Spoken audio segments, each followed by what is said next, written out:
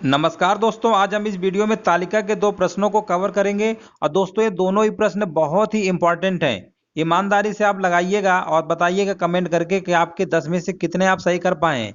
क्योंकि पेपर में अगर लेवल अच्छा आएगा तो इसी टाइप से आपको प्रश्न देखने को मिल सकते हैं। यहाँ पर देखिए लिखा हुआ है, एक परीक्षा में भौतिकी और रसायन विज्ञान में उनके द्वारा प्राप्त अंकों के आधार पर 100 छात्रों का वर्गीकरण दिया गया है। यहाँ पर आपके विषय दिए गए हैं, भौतिक विज्ञान, रसायन विज्ञान और औसत यानी कुल कुल लिया हुआ है टोटल। यहाँ पर 40 और उससे ऊपर के नंबर दिखाए गए हैं। भौतिक में कितने पाए गए हैं, 30 के ऊपर। ये सब पूरा टेबल आपका बना हुआ है। यहाँ पर 50 में से दोस्तों अंक है, याद रखिएगा 50 में से अंक आपके ये मिले हुए हैं। अब यहाँ पर क्वेश्चन को पहले ध्यान से पढ़ते हैं और फिर लगाने की कोशिश करते हैं। यहाँ पर देखिए लिखा हुआ है रसायन विज्ञान में कट ऑफ अंकों के रूप में 30 और कुल मिलाकर मतलब इसकी बात हो रही है। कुल मिलाकर कट ऑफ अंकों के रूप में 30 के साथ उत्तीर्ण छात्रों की संख्या के बीच अंतर क्या है। अब देखिए लैंग्वेज मेन होता है समझना। वो ये कहना चाहता है कि जो रसायन शास्त्र है इसमें से 30 और साथ में 30 को शामिल भी किया है। इसका मतलब 30 और 30 के ऊपर वाले आप देख लीजिए तो आप कहेंगे 21 है। यहाँ अगर हम कुल की बात करते हैं तो कुल वाला आपका कितना है, 27 है। ये 27 लिखा हुआ है, ठीक है ना, घबराइएगा मत, थोड़ा हिंदी में लिखा हुआ है 7 यानी 27 है। तो यहाँ पर बस इसी में पूछ लिया गया है अंतर क्या होगा। देखिए ग्राफ के सवाल, तालिका के सवाल आसान होते हैं, मेन होता है लैंग्वेज। लैंग्वेज अगर आप समझ गए तो लग गया। 27 में से 21 घटा देंगे तो कितना आ जाएगा, 6। बस आंसर हो गया आपका। सिंपल प्रश्न था। तो इसका जो राइट आंसर हो जाएगा ऑप्शन नंबर डी हो जाएगा। नेक्स्ट प्रश्न देखते हैं अगला। यहाँ पर देखिए पूछा गया है, यदि भौतिकी में उच्च अध्ययन करने के लिए भौतिकी में कम से कम 60% अंक आवश्यक हैं तो कितने छात्र भौतिकी में उच्च अध्ययन के लिए पात्र होंगे। सवाल को पहले समझिए अच्छे से। भौतिकी में उच्च अध्ययन करने के लिए कम से कम 60% अंक क्या है, लाना आवश्यक है। और यहाँ टोटल हमारे अंक कितने हैं, 50 हैं। 85 में तो नंबर ये सब पा रहा है, 40 के ऊपर भौतिक में इतने, रसायन में इतने। तो टोटल नंबर हमारे पास 50 हैं और इसमें बोला है ना, कंडीशन दे रखा है 60% चाहिए। तो टोटल नंबर में अगर 60% अगर हमें निकालना पड़ेगा तो कितना आएगा। भौतिकी में उच्च अध्ययन करने के लिए भौतिकी में कम से कम 60% अंक है। यानी यहाँ पर पहले हम क्या करते हैं कि 50 नंबर का टोटल 60% निकाल लेते हैं। हमें नहीं पता कि यहाँ पर किसका आएगा, लेकिन हमने 50 का 60% निकाला तो ये आपका कितना आ जाएगा, 30 आ जाएगा। कितना आ जाएगा, 30। यानी टोटल नंबर में से अगर आप 30 नंबर लाते हैं, ठीक है ना, 60% यानी टोटल में से 50 का अगर 60% निकालेंगे तो भौतिकी में आपका आ जाएगा 30 या 30 से ऊपर। तो बोला कितने छात्र भौतिकी में उच्च अध्ययन के लिए पात्र होंगे। तो देखिए भौतिकी का है 30 और 30 के ऊपर, तो आप भौतिकी में 30 और 30 के ऊपर देख लीजिए, आपका राइट आंसर हो जाएगा 32। अब यहाँ हमने 60% क्यों निकाला, क्योंकि टोटल अंक तो 50 थे। अब 50 में कंडीशन दे रखा है 60%, तो 50 का 60% आया 30। अब भौतिकी बोला है तो भौतिकी में देख लो 30 और 30 के ऊपर वाले छात्रों की संख्या कितनी है, 32 हो गई। यही तो है 32। बस ऑप्शन आपका हो गया। देखिए 32 कहीं लिखा हुआ है, बिल्कुल लिखा हुआ है। ऑप्शन नंबर इसका बी राइट आंसर हो जाएगा। सिंपल ये भी था। नेक्स्ट प्रश्न है हमारा, तालिका दोस्तों वही बता रहे ना, आप तालिका अगर समझ गए ना तो फिर आपका अच्छे सवाल लग जाएगा।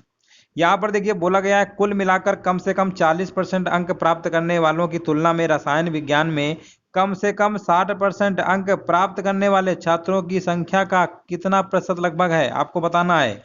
तो देखिए कुल मिलाकर कम से कम 40% अंक, यानी 50 में से जब 40% को आपको प्राप्त करना होगा तो कितना आएगा, 50 का 40% कितना होता है, 20, यानी 20 आ गया।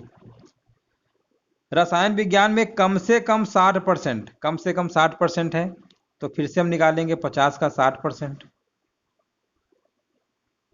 ये आपका आ जाएगा 30। यहाँ तक आप कर लेंगे, ठीक है ना। चलो तो यहाँ पर देखिए रसायन में कम से कम 30, कुल मिलाकर लिखा है, कुल मिलाकर लिखा हुआ है ना, कुल मिलाकर कम से कम 40 अंक प्राप्त करने वालों की तुलना में रसायन विज्ञान में कम से कम 60 अंक प्राप्त करने वाले छात्रों की संख्या का प्रतिशत लगभग कितना है, ठीक है ना। तो देख लो यहाँ पर अगर 20 आया है तो 20 और 20 से ऊपर, 20 और 20 से ऊपर रसायन विज्ञान में देखिए कितना है, 20 और 20 से ऊपर, ठीक है ना। 20 और 20 से ऊपर कितना है आपका, यहाँ पर देखिए कुल है ना, यहाँ पे कुल लिखा है, कुल मिलाकर, तो कुल वाला आपका ये है। कुल वाला आपका ये है, तो कुल वाले में अगर आप देखेंगे तो 20 या 20 से ऊपर वाले में 20 या 20 से ऊपर वाला ये है 20 से 20 का ऊपर वाला है ना, लिखा ना कुल मिलाकर, जब कुल कहेगा तो इसको लेना है, कुल मिलाकर कम से कम 40% अंक है, तो 40% अंक है, ठीक है ना। तो 40% अंक हमने निकाल लिया, टोटल नंबर 50 का 40% 20 आया, तो यानी कुल वाले लाइन में देखेंगे 20 और 20 से ऊपर वाले में 73 आ रहा है। अब यहाँ पर रसायन विज्ञान के बाद बोला है, तो रसायन विज्ञान आपका ये है, रसायन विज्ञान में बोला है ना, और बोला है 60%, यानी हमने 50 का 60% निकाला 30। अब हम 30 से 30 वाले में देखेंगे तो आपका कितना आएगा, 21 आएगा। परसेंटेज ही तो पूछा है, तो परसेंटेज निकाल लीजिए, 21 बटे कितना आ जाएगा, 73। कुल का बोला है ना, कुल का, तो बस आपका आंसर निकाल आएगा 21 बटे 73 इंटू 100। इसको सॉल्व कर लीजिए, इसको सॉल्व करेंगे तो ये लगभग आपका आएगा 28.77%। पूरा सॉल्व कर लेंगे तो लगभग आपका आ जाएगा 29%। कितना आ जाएगा दोस्तों, 29%। सिंपल सवाल था, 29% इसका राइट आंसर हो जाएगा। यानी 29% आपका कहाँ पे लिखा हुआ है, ऑप्शन नंबर इसका सी हो जाएगा। ये 9 है, थोड़ा हिंदी में लिख गया है, ठीक है ना, 29% है। इसका राइट आंसर कौन सा हो जाएगा, ऑप्शन नंबर सी हो जाएगा। मेन दोस्तों होता है ना तालिका को समझना, तालिका अगर आपने समझ लिया तो फिर सवाल आपका लग गया। यहाँ पर देखिए पूछा गया है, कुल मिलाकर 40% से कम प्राप्त करने वाले छात्रों की संख्या। अब देखो ये अच्छा सवाल है, 40% से कम बोला है ना, बहुत इंपॉर्टेंट सवाल है। 40% से कम कहा है, यहाँ तो 40 और 40 से ऊपर दिया है, कम तो दिया ही नहीं है।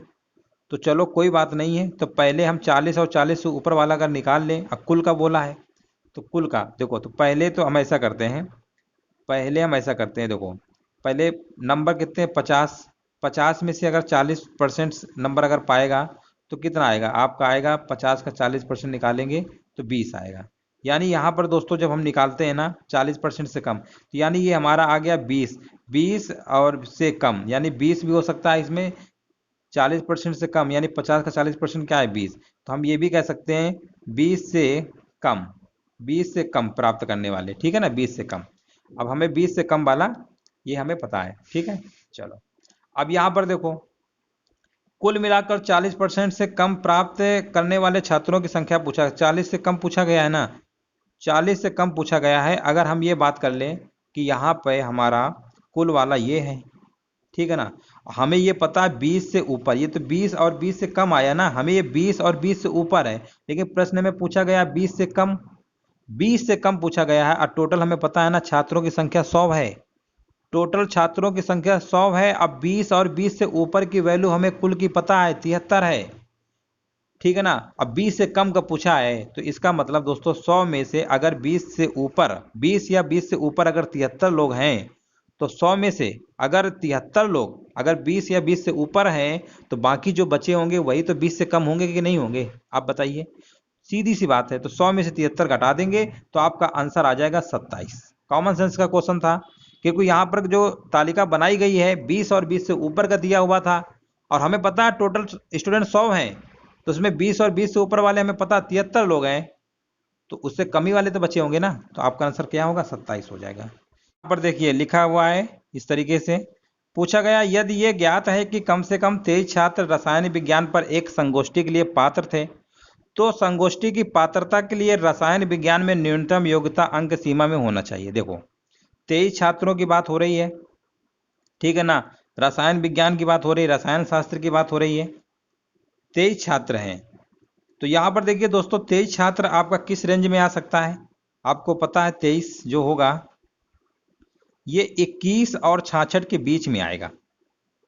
मतलब यहाँ पर 21 छात्र हैं, इसमें 66 हैं, इसी के बीच में ही तो आएगा ना 21 और 66 रेंज। तो यहाँ से तो स्टार्ट होगा नहीं, इन दोनों के बीच में होगा, यानी हम ये कह सकते हैं 20 और 20 से ऊपर और 30 से कम, यानी 20 और 30 के बीच रेंज इसका होना चाहिए। तो ऑप्शन नंबर इसका सी नंबर सही हो जाएगा। तो इस तरीके दोस्तों रेंज से रिलेटेड सवाल था, आपको लगाना था। अगर पेपर में लेवल अच्छा खासा आएगा तो इसी तरीके से आपको देखिए लिखा हुआ है, स्कूल में 9वीं कक्षा के छात्रों के 4 खंड ABCD दिए गए हैं, अर्धवार्षिक और वार्षिक परीक्षाओं के परिणाम दिए गए हैं, तालिका दर्शाई गई है, आपको दिख रही होगी। छात्रों की संख्या है खंड A, खंड B, खंड C और खंड D, ठीक है ना, 4 सेक्शन है। दोनों परीक्षाओं में फेल हुए छात्र दिया हुआ है, खंड A में 28, 23, 17, 27, अर्धवार्षिक में सब दिया हुआ है, आपको दिख रहा है। हम सीधे क्वेश्चन पे फोकस करते हैं। क्वेश्चन पे लिखा हुआ है यदि एक परीक्षा उत्तीर्ण करने वाले छात्रों की संख्या को 2 परीक्षाओं के कठिनाई स्तर की तुलना के लिए एक मानदंड माना जाए तो इस संदर्भ में निम्नलिखित में से कौन सा कथन सत्य है? अर्धवार्षिक परीक्षाएं कठिन स्तर की थी, वार्षिक परीक्षाएं अधिक कठिन थी, या दोनों परीक्षाओं का कठिनाई स्तर लगभग समान था। तो सबसे पहले दोस्तों हम ये कर लेते हैं कि वार्षिक परीक्षाएं और अर्धवार्षिक परीक्षाओं में उत्तीर्ण छात्रों की संख्या निकाल लेते हैं। ठीक है ना, चलो कोई दिक्कत नहीं है, निकाल लेते हैं तेजी से, उससे हम पता कर लेंगे कि क्या इसका रिजल्ट आएगा। तो यहाँ पर सबसे पहले हम उत्तीर्ण के निकालते हैं अर्धवार्षिक में। तो अर्धवार्षिक का उत्तीर्ण ये वाला है, सेक्शन सबका निकाल लो, सबको जोड़ लो, जितने सेक्शन है कितना आपका आएगा यहाँ पर जोड़ लेते हैं। ठीक है ना, इन सबको जोड़ना पड़ेगा। 9 15 9 कितना होता है 24, 24 है 30, 30 और 17 यानी 47, यहाँ पर 47 आ गया। अभी उत्तीर्ण और निकालना है वार्षिक में भी, यानी दोनों परीक्षाओं में है ना, तो इसको भी लेंगे उत्तीर्ण का, है ना। लेकिन ये अनुत्तीर्ण या फिर इन दोनों को ले नहीं सकते हैं। प्रश्न में बोला है ना उत्तीर्ण अनुत्तीर्ण वार्षिक और अर्धवार्षिक और वार्षिक दोनों में लेना है। तो इनको भी जोड़ लो, कितना आएगा 6 6 12 5 17 4 21, और यहाँ पर 7 4 11 5 16 16 6 22 22 2 24, जोड़ लीजिए 7 1 8 8, 288 आया है। कितना आया दोस्तों 288 आया है। ठीक है, ये तो हमारा हो गया अर्धवार्षिक का, क्योंकि देखो यहाँ हमने अर्धवार्षिक कर लिया, तो दोनों परीक्षाओं में लिया तो दोनों परीक्षाएं वार्षिक अर्धवार्षिक दोनों होंगी, तो ये तो दोनों में हो गया। अब हम लेंगे वार्षिक का, किसका लेंगे वार्षिक का उत्तीर्ण, ये हमने अर्धवार्षिक का लिया था, अब लेंगे वार्षिक का। वार्षिक का लेंगे तो वार्षिक का देखिए वार्षिक वाला आपको ये दिया है, ये तो लेना ही पड़ेगा, और साथ में ये भी, क्योंकि दोनों इसमें कॉमन है तो ये तो रहेगा ही, तो अब इसको लेना पड़ेगा। तो ऊपर वाले जोड़ लो, कितना आ रहा है 4 2 6, और यहाँ पर ऐसे जोड़ लो 12 8 20, अब 20 है और यहाँ पर 27, 20 और 27 तो 47 से होता है। इसका भी जोड़े थे 241 से आया था, यानी इसका भी 288 दोस्तों आ जाएगा, सेम आएगा। जब सेम होगा तो हम ना बता पाएंगे अधिक है ना तो कठिन है, तो इसका मतलब रिजल्ट इसका जाएगा दोनों परीक्षाओं का कठिनाई स्तर लगभग क्या था, समान था। इस तरीके से आपको जवाब देना था, ऑप्शन नंबर सी इसका राइट आंसर हो जाएगा। नेक्स्ट प्रश्न है हमारा, तालिका आपके सामने दिख ही रही है, और प्रश्न में क्या पूछा गया पहले इस पे हम ध्यान देते हैं। यहाँ पर बोला गया है विद्यालय में कक्षा 9 में कितने छात्र हैं। ठीक है ना, कितने छात्र हैं, सिंपल सवाल है, ये सब छात्री तो हैं, फेल हो चाहे पास हो, फेल हो चाहे पास हो, सबको जोड़ लीजिएगा आपका आंसर आ जाएगा। सिंपल सवाल है, जोड़ लीजिएगा। ये आपको दोस्तों 27 लिखा है, हिंदी में लिखा है, कन्फ्यूज मत रहिएगा, ये 27 है 13 है। ठीक है ना, आप जोड़ लीजिएगा आंसर आ जाएगा। 8 3 11, 8 3 11, 11 7 17, 17 7 24, 24 24 4 24 4 कितना होता है 28, 30, 38 3 31, 31 5 36, 36 9 45, 45 7 52, 52 6 58, 58 4 62, 62 5 62 5 67, 67 और 6, यहाँ पर आ जाए आपका 67 6, यानी 0। लास्ट में दोस्तों 0 आ रहा है, जोड़ने पे 0 आएगा। देखो 0 कहाँ पे आ रहा है, बस इसी ऑप्शन में आपको 0 दिख रहा है ना, जोड़ लीजिएगा। टोटल आपको जोड़ना था स्टूडेंट की संख्या कितनी होगी, आपका आंसर निकल आएगा। ज़्यादा कोई इसमें तामझाम आपको नहीं करना था, बस सवाल आपको समझाने के लिए बता रहे हैं कि डीआई देखने में तो आपको बड़े बड़े प्रश्न आएंगे, काफ़ी बड़े बड़े होंगे, बट सवालों को आपको ऐसे ही अच्छे से लगाना है। चलो इसको देख लेते हैं अच्छे से। यहाँ पर देखिए पूछा गया है दो परीक्षाओं में से कम एक में किस खंड का उत्तीर्ण प्रतिशत अधिकतम है। ठीक है ना, दो परीक्षाओं में बोला है, दो परीक्षाओं में कम से कम एक में किस खंड का परसेंटेज क्या है, अधिकतम है। तो देखिए पहले हम अनुभाग ए, ये अनुभाग ए है दोस्तों, ये अनुभाग कौन सा, यानी ये खंड ए वाली की बात हो रही है। तो खंड ए की अगर हम बात करते हैं तो यहाँ पर लिखा ना दोनों परीक्षाओं में कम से कम उत्तीर्ण बोला है, उत्तीर्ण। ठीक है ना, तो पहले तो ये वाला फेल है, इसको तो लेंगे ही नहीं। अब आपको क्या करना है, जब खंड ए में निकालेंगे कहीं ना कहीं ये उत्तीर्ण तो आ ही रहा है, वार्षिक में उत्तीर्ण है। ठीक है ना, यहाँ पर भी देखो, यहाँ पर भी कहीं ना कहीं उत्तीर्ण आ रहा है, और यहाँ पर भी उत्तीर्ण आ रहा है। बोला है ना दोनों परीक्षाओं में कम से कम एक में उत्तीर्ण होना चाहिए, एक में उत्तीर्ण तो यहाँ पर भी है, एक में यहाँ पर भी है, यहाँ दोनों में तो कोई दिक्कत थोड़ा है, एक में होना चाहिए, बस एक हमें देखना है। तो इसमें भी एक है, इसमें भी एक, इसमें भी। तो दोस्तों करना क्या है, परसेंटेज पूछा गया है, सबको पहले तीनों को जोड़ लीजिए। 14 6 और 64 को जोड़िए। आपको जोड़ना कैसे, 14 + 6 प्लस 64, ऐसे जोड़ लेंगे। जितना आएगा, कितना आएगा जोड़ लो, 14 6 20, यानी 20 इसी में से और जोड़ लेंगे तो कितना आपका आ जाएगा 84, 84 आ जाएगा। अब आपको जोड़ना है टोटल, तो देखिए इतना तो 84 आ ही गया है, और टोटल संख्या फेल है तो उसको भी तो काउंट करेंगे, यानी 84 में से अभी 28 और जोड़ेंगे तो कितना आएगा, 8 4 12, 8 2 10 11, 112 आएगा। परसेंटेज पूछा गया है, 100 से मल्टीप्लाई कर लीजिएगा, इतना तो आप कर ही सकते हैं। 4 से काट लो, 4 दूनी 8, 4 एक कम 4, 4 दूनी 8, 4 अट्ठे 32, ठीक है ना, 4 सत्ते 28, 4 दूनी 8, 4 पंचे 20। तो इस तरीके से दोस्तों आपका आ जाएगा 25 से कम 25, और 25 दूनी 50, 2 52, 7 से भाग दे देंगे, 7 सत्ते 49, 12 में 9 घटाएंगे 3 आएगा, फिर आपका 7 पन्ना 35, यानी दोस्तों 75% आ गया। ये हमारा सेक्शन ए का आया है। इसी प्रकार दोस्तों सेक्शन बी का आप घर पे निकालिएगा, 12 17 55 जोड़िएगा, और फिर लास्ट में इस सबको चारों जोड़ के बटे में लिखिएगा। ऐसे ही सेक्शन सी को निकालना पड़ेगा, 8 9 46, अब बटे में जब करेंगे तो 17 को भी इंक्लूड कर दीजिएगा, चारों को जोड़ के लिखिएगा। इसी प्रकार इनका निकालिएगा। अब यहाँ हम इतना सब करेंगे तो काफी टाइम फिल होगा, आप घर पे कर सकते हैं, प्रैक्टिस कर सकते हैं। इसमें देखिएगा सॉल्व करिएगा तो अनुभाग डी वाला सबसे हाईएस्ट आएगा, ठीक है ना, इसको आप घर पे कर लीजिएगा। अगला प्रश्न देखते हैं। तो यहाँ पर क्या पूछा गया है, वार्षिक परीक्षा में किस विभाग की सफलता दर सबसे अधिक है। अब देखिए वार्षिक परीक्षा की बात हो रही है, तो वार्षिक वाले में उत्तीर्ण देखो एक वाला ये है, इसमें भी सेक्शन ए लिखा है, यहाँ मिस प्रिंट हो गया है, सेक्शन ए है, section B, section C, section D, ऐसे। तो यहाँ पर पहले देखिए, अब यहाँ कंडीशन दे दिया वार्षिक, ये वार्षिक में उत्तीर्ण है, ये वाला लेंगे नहीं, ये दोनों में उत्तीर्ण है नहीं है। अब यहाँ पर आपको लेना पड़ेगा 14 + 64, और टोटल तो वही लेना पड़ेगा, सबको जोड़े थे ना अभी, कितना 112 आया था इंटू 100। ऐसे सेक्शन ए का निकाल लीजिएगा, ऐसे आपको बी का निकालना है, बी का निकाल लेंगे तो 12 55 लिखेंगे, 12 + 55, टोटल 112 आ रहा था। ऐसे बी का निकालिएगा, सी का निकालिएगा, डी का निकालिएगा, सॉल्व कर लीजिएगा, अनुभाग ए का सबसे ज्यादा आएगा। ये भी कैलकुलेशन है, ऐसे ही प्रश्न अगर आएंगे कैलकुलेशन आपको तेजी से करना पड़ेगा, तभी आप कर पाएंगे। उम्मीद है ये भी आप समझ गए। आगे बढ़ते हैं, क्वेश्चन नंबर 5। यहां पर देखिए पूछा गया है, अर्धवार्षिक परीक्षा में किस खंड में न्यूनतम विफलता दर है। अब यहां पर न्यूनतम पूछा गया है, अर्धवार्षिक परीक्षा, अब वो भी फेल होने की बात कह रहा है, विफलता फेल होने की बात हो रही है, तो फेल तो एक ये भी काउंट होगा। और देखिए अर्धवार्षिक में फेल होना चाहिए, तो अर्धवार्षिक में ये भी फेल हो रहा है, ये तो पास हो रहा है ना, अर्धवार्षिक में फेल की बात हो रहा है। तो अब इसमें क्या करेंगे, 14 + 28 जोड़ेंगे और टोटल 112 आएगा। इसको भी यही प्रोसेस है, यही सभी में करेंगे ऐसे बटे करके। तो इसमें भी आप सॉल्व कर लीजिएगा, डी आएगा। और दोस्तों इनको सॉल्व जरूर कर लीजिएगा, थोड़ा सा प्रैक्टिस हो जाएगी आपकी गुणा भाग कैलकुलेशन करने की, ठीक है ना। इसके अलावा दोस्तों टेलीग्राम में हम एक लिंक दे देते हैं, उस लिंक को क्लिक करके आप हमसे जुड़ सकते हैं। कोई क्वेश्चंस वगैरह डाउट है तो आप उस पर भेज सकते हैं, उसको हम आपको रिस्पांस जैसे हमको टाइम मिलेगा हम आपको उसका आंसर भी बता देंगे। तो अब आपके पास समय कम है, जितनी दोस्तों हो सके तैयारी जी जान से लगा दीजिए एकदम से, ठीक है ना, तैयारी एकदम से लगा दीजिए जी जान से।